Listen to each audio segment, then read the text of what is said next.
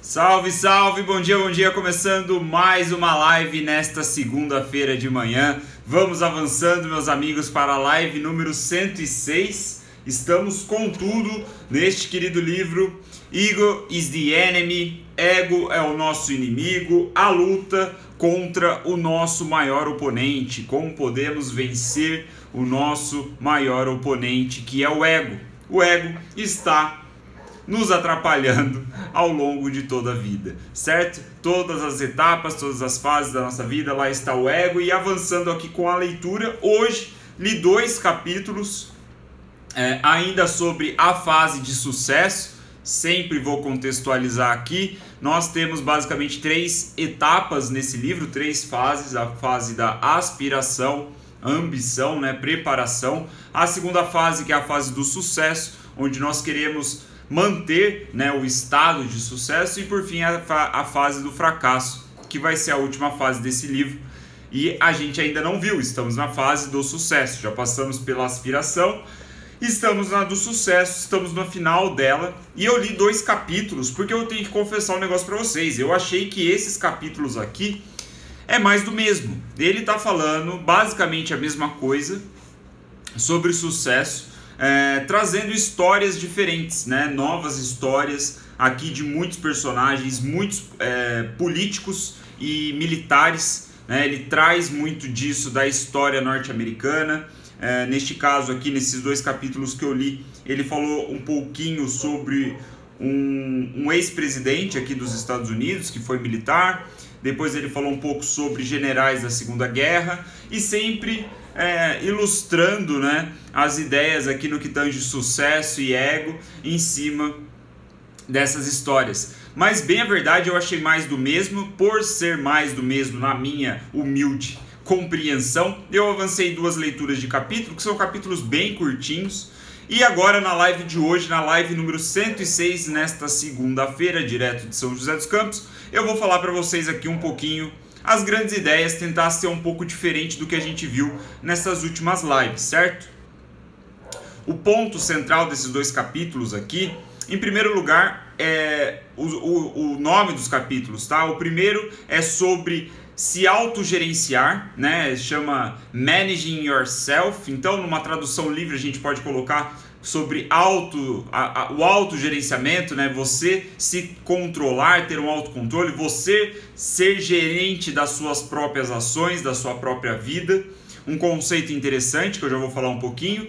E o segundo capítulo se chama Beware of Disease of Me, Então é mais ou menos aí também, numa tradução livre, é você tornar consciente sobre a doença de mim, que ele apresenta esses conceitos aqui, que ele trouxe de um técnico da NBA, beleza? Então esse só aqui um breve panorama do que a gente vai falar sobre hoje. Então a gente começa a leitura desses capítulos, assim, o que tem de novo por trás das histórias que eles nos apresentam, é basicamente o que também não é muito novo, que eu lembro de ter falado isso nas últimas lives, mas é o fato de que os hábitos e os sistemas que nos levaram até o sucesso não serão os mesmos hábitos e sistemas e atitudes que vão nos manter no mesmo patamar de sucesso. Então é basicamente o que o Ryan ele passa esse primeiro capítulo do Managing Yourself, falando sobre a importância de, em primeiro lugar, nós percebemos que as ações ali, os nossos hábitos, os nossos sistemas que funcionam muito bem na fase preparatória, na fase de aspiração, de ambição, não vai ser os mesmos que vão sustentar, vão fazer a manutenção do nosso sucesso. A gente vai precisar dar um próximo passo, segundo ele. Então ele diz que o Managing Yourself é você se tornar um gerente sobre os seus próprios pensamentos, os seus próprios comportamentos, para então você aí, claro, dependendo da sua atuação, dependendo da sua atividade profissional ou pessoal, seja lá o que você está querendo melhorar, mas você vai gerenciar outras pessoas. Então, segundo o Ryan, é importante que você domine a arte de se autogerenciar para que você consiga gerenciar outras pessoas. Segundo ele, e aí ele cita vários pensadores aqui, várias gente, não é possível você ter sucesso gerenciando uma equipe, sendo que você não consegue se gerenciar. Então, o que a gente pode entender é que é muito mais fácil você começar a ter um autocontrole maior, ser mais disciplinado, fazer as coisas de maneira sistemática e organizada, para então você elevar isso para uma equipe, né? Você aumentar os seus esforços aí em cima do que você está falando, do que você está fazendo. E aí o que eu achei interessante é que ele fala o seguinte, né? No início, na preparação, ali naquela fase de aspiração, que é a primeira etapa do livro, a gente pode compensar a falta de organização com um trabalho duro, né? Então essa questão de ser gerenciável, né? De você aplicar técnicas de gestão, vamos dizer assim, né? Entre aspas, nas suas próprias atitudes, no que você deve fazer, no que você deve priorizar, né? Isso é muito importante. Pode ser compensada com uma quantidade anormal de trabalho, né? Você trabalhar muitas horas por dia e ficar ali focado na sua arte, né? Na sua tarefa, na sua execução, ali, na sua vocação, no seu ofício. Você consegue equilibrar isso muito bem, ou melhor, nessa parte aspiracional, onde você ainda não atingiu o sucesso, é possível que você consiga ali compensar a sua falta de organização por um trabalho em excesso. E aí, quando ele estava falando disso, quando eu estava lendo isso, eu não pude deixar de lembrar sobre a temporada passada do Ready Fire Am, né? Só fazendo um contexto aqui, para vocês que estão assistindo agora, para quem vai assistir depois, o Ready Fire Am, né, lembrando, ele divide o desenvolvimento de um negócio de 0 a 100 milhões de faturamento em 4 fases. E aí o que me fez lembrar dele foi que na primeira fase, o autor do Ready Fire Am, ele sugere que nós, como líderes de empresas, como empreendedores, né, como fundadores ali de um empreendimento, nós devemos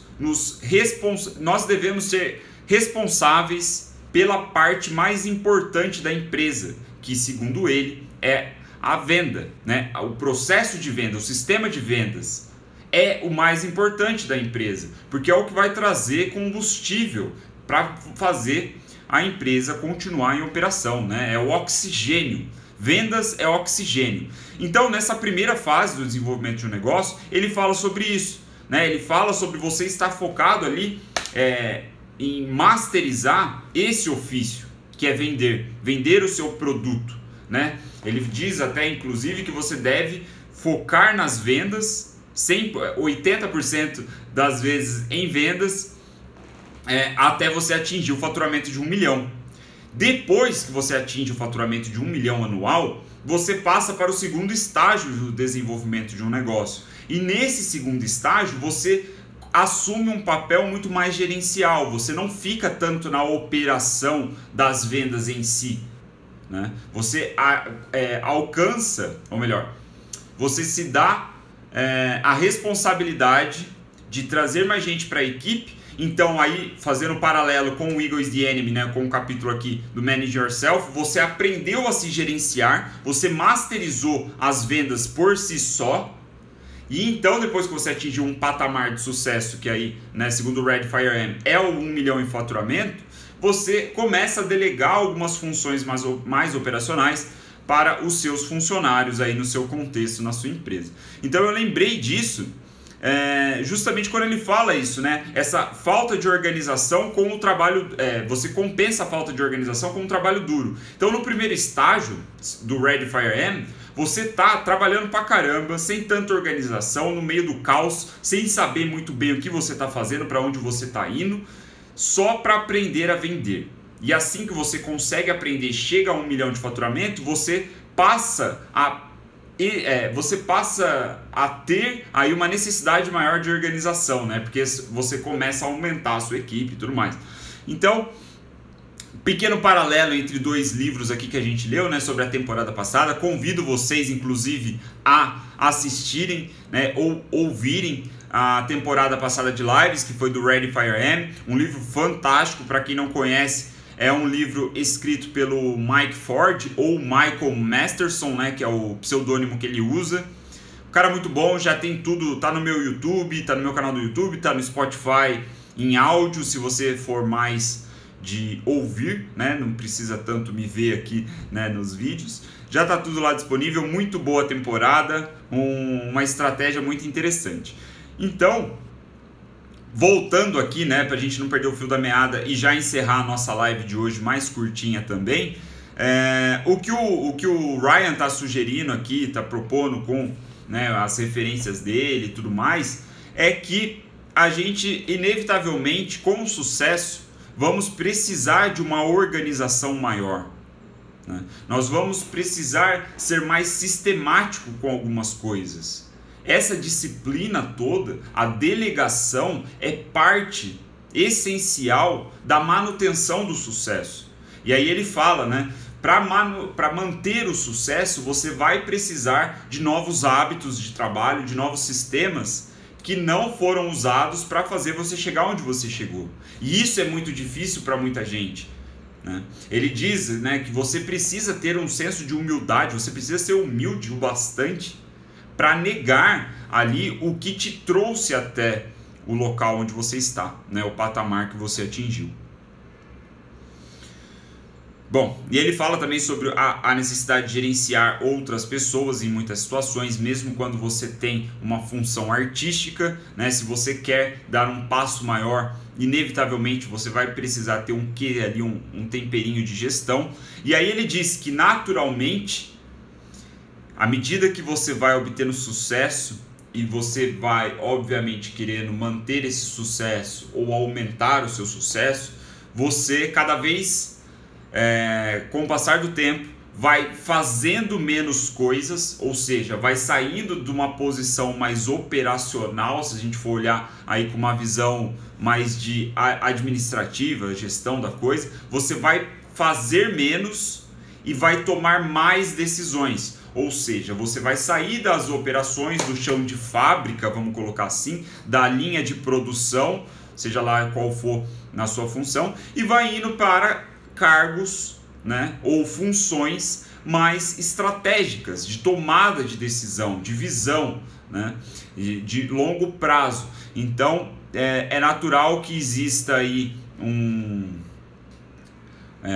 gap, né, entre o que você fazia antes e o que você precisa fazer, né? Existe aí uma diferença que você precisa se acostumar, todos nós, que atingimos determinado sucesso. Então a gente acaba tendo que tomar mais decisões e fazer menos. E esse fazer menos pode ser um grande desafio, certo? E aí, para finalizar, né, uma pequena parte aqui do segundo capítulo, que é sobre essa doença de mim, né, que ele chama, ele traz aqui a referência do Pat Riley, que foi um treinador da NBA de basquete e gestor lá, né, dos atletas lá.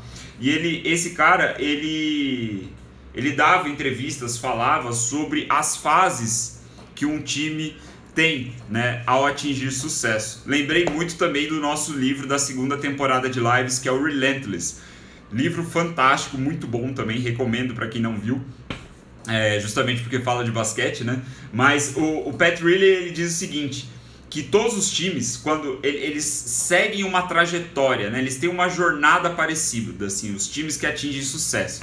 E ele diz, ele, pelo menos aqui no livro, ele mostra basicamente duas fases. A primeira fase é a escalada da inocência, né? É o inocente partindo para a jornada, ele não sabe muito bem o que esperar, ele não tem tanta expectativa, ele não tem um ego de repente tão aflorado, porque ele tem ali que trabalhar duro, né? Ele tem que focar nas suas ações, aquela coisa que a gente vem falando sobre estar no momento presente, o foco nas ações concretas e tudo mais. Então essa é a escalada do inocente aqui, segundo o Pat Riley.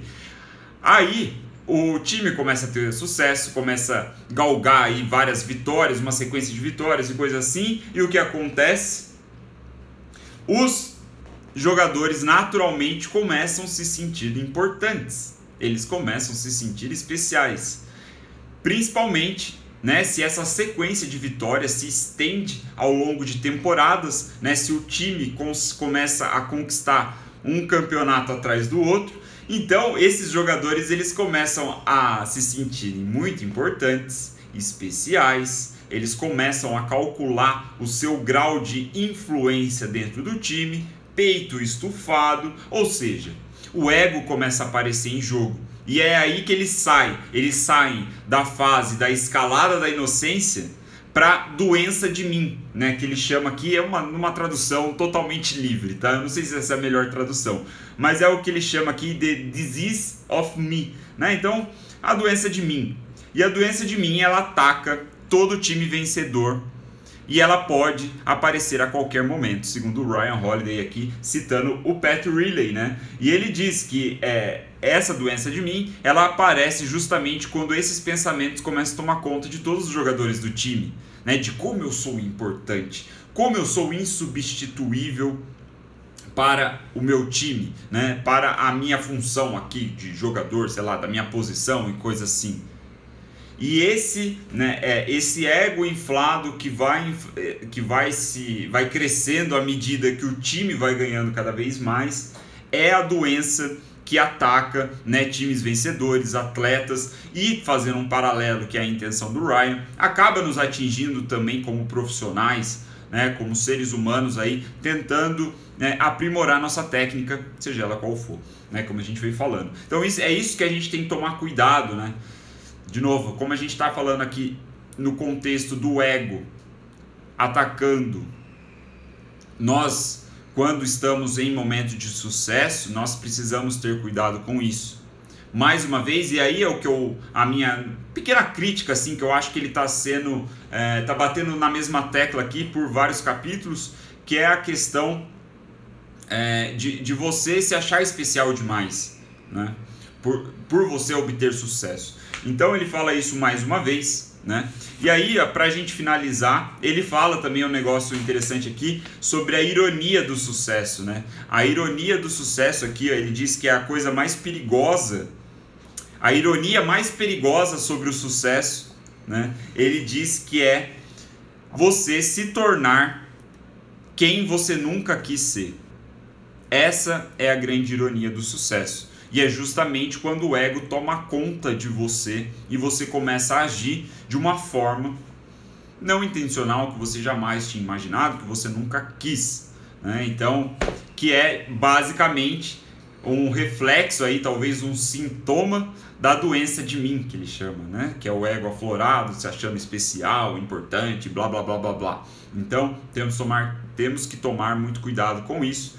Estes foram os nossos 2 capítulos de hoje, avançando aqui então, já para finalizar. Eu acho que amanhã a gente finaliza essa parte de sucesso, para a gente ir para a reta final desse livrinho, né? Já tem o outro no gatilho aí, tem alguns, na verdade, ainda não decidi qual vai ser o próximo livro aí da nossa 7ª temporada de lives, mas, né, vamos um dia de cada vez, com calma. Estamos próximo de acabar o capítulo, ou melhor, a parte de sucesso, né? Então, uma citação legal aqui que eu achei, que ele abre, na verdade, o capítulo do La Rochefoucauld. Não sei como é que fala, é francês essa porra. Eu acho que é La Rochefoucauld, pelo que o Google Translator me falou. Se alguém souber aí, mas também vocês não vão conseguir digitar aqui, eu não vou entender exatamente como pronuncia. Mas é um francês, né? Acho que esse cara é filósofo, e ele diz o seguinte, abre aspas: não é suficiente ter grandes qualidades, nós devemos saber gerenciá-las, fecha aspas. Então, o que esse filósofo francês aqui de nome engraçado está dizendo pra gente é que não basta nós conseguirmos aqui desenvolver nossas habilidades, termos muitas qualidades, né, conseguir fazer muitas coisas, se a gente não souber gerenciar aí as nossas qualidades, colocar elas nos lugares certos. Isso é o autogerenciamento, no qual o Ryan Holiday se refere ao longo desses 2 capítulos, basicamente. Então, fica a reflexão, né, para o nosso início de semana, para a nossa segunda-feira. Será que eu estou sabendo gerenciar as minhas qualidades? Muito interessante mesmo. Então, vamos que vamos, início de semana, pós-feriado, pós-Páscoa. Espero que vocês tenham aproveitado aí o fim de semana da melhor maneira possível. E vamos que vamos, segunda-feira começando. Bom dia, boa semana para vocês. Amanhã, às 9h03 da matina, como de costume, estamos aqui avançando com Ego é o Inimigo, certo? Muito obrigado pela atenção de vocês, espero que tenha feito sentido esses minutinhos aqui de live e fico feliz aí se você compartilhar essa live ou as outras lives com algum amigo, beleza? Muito obrigado pela atenção, vamos que vamos, amanhã estamos aí de novo, boa semana, valeu!